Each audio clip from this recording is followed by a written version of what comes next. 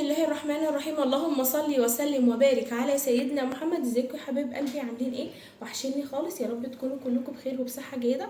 النهارده هنعمل كيكه حلوه قوي، كيكه الاوريو البارد.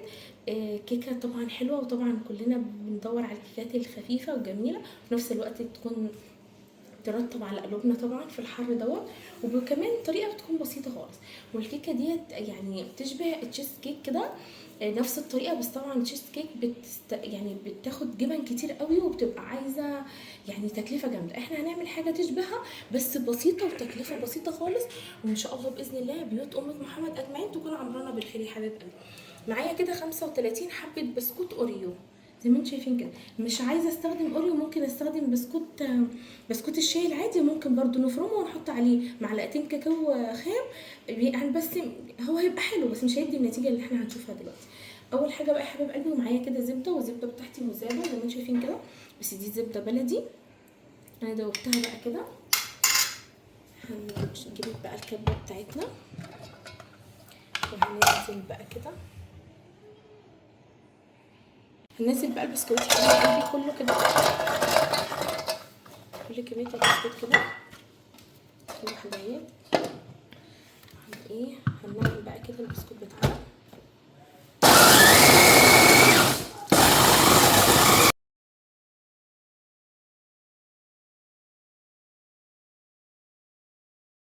نزلنا بقى كده البسكوت يا حبيب قلبي من الكبه طبعا، نعلاه بقى بالشكل دوت.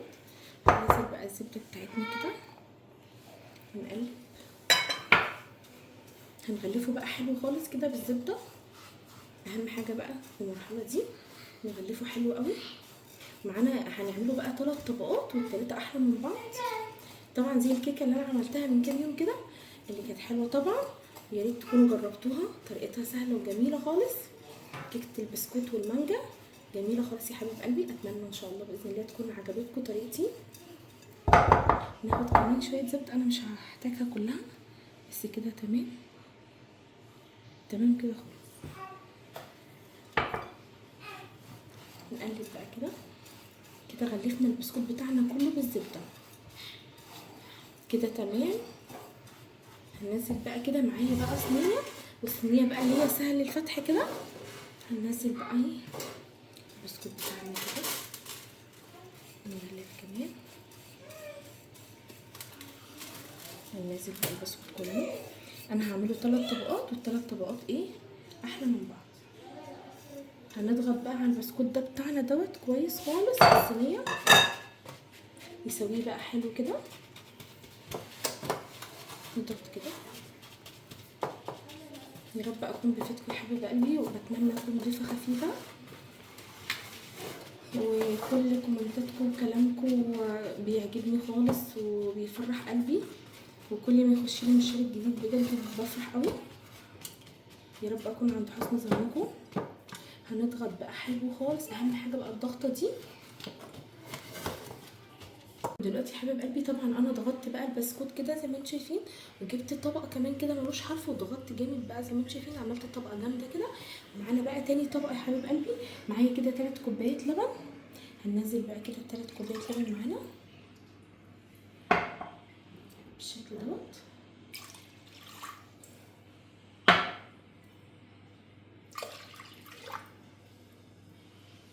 معانا 3 يعني 3 بواكي من اللي هو الكريم كراميل، 3 على 3 كوبايات لبن عشان انا عايزاه يبقى تقيل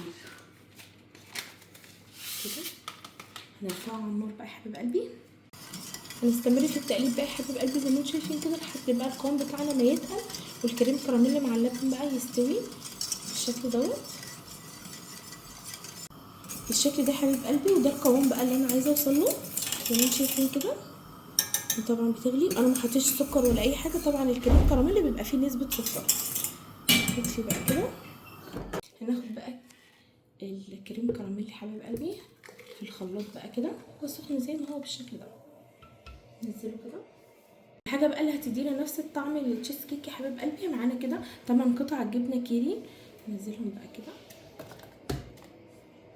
معانا معلقتين لبن بودره، معلقتين كبار، ومعانا زي 8 حبات بسكوت من ده، بسكوت شاي عادي خالص. هنضرب بقى الخليط ده كله كده مع بعض. ضربناه بقى كده حبيب قلبي، وعشان نضمن ان هو ينزل نايم وما يعملش بقى كده حبيبات من جوه الحاجه، هنصفيه بمصفى، والمصفى بتاعتنا تكون ناعمه بالشكل دوت. هننزل بقى كده، نزلنا بقى كده حبيب قلبي، صفيناه طبعا من اي بواقي بسكوت او اي حاجه بالشكل دوت. وده شكل الصينيه بتاعتنا.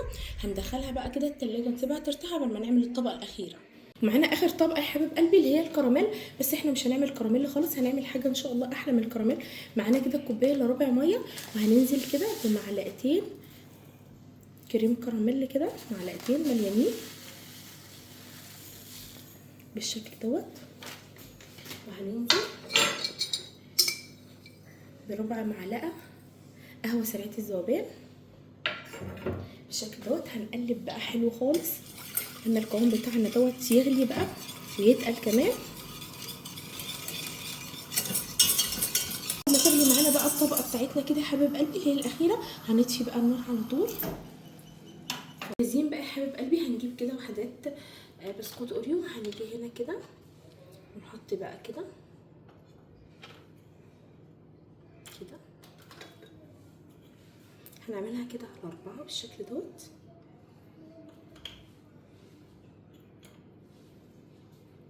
طبعا احنا عملنا بقى الطبقه الاخيره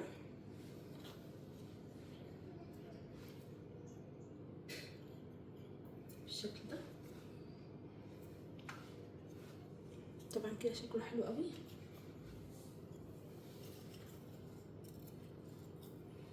كده يا حبايب قلبي، وهننزل بقى كده بالكراميل اللي احنا عملناه بقى الطبقه الاخيره يا حبايب قلبي، وهنوزع بقى كده. واهم حاجه ان احنا نوزع ايه على البسكوت كده، لازم نشرب البسكوت بقى كده من الكراميل.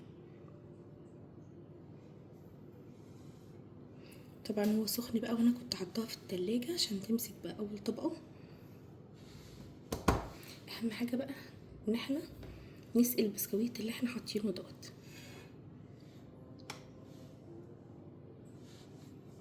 كده تمام. نوزع بقى الطبقه كويس.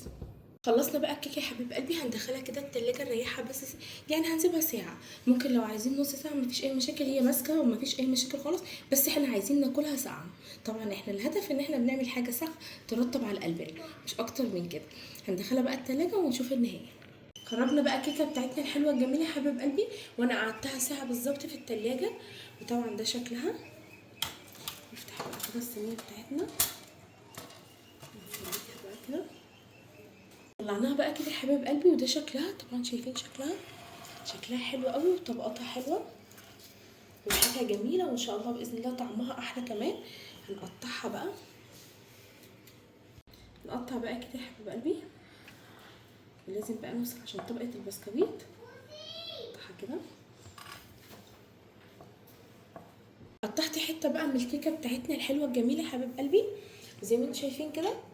وانا قطعت حته بس صغننه كده عشان اوريكم كمان القلب. وشايفينها بقى طالعه حلوه قوي، شكلها جميل وطعمها اجمل زي ما انتم شايفين كده. بقى نقطع بقى كده، شايفين كده يا حبايب قلبي حاجه كده جامده بجد، تستاهل التجربه.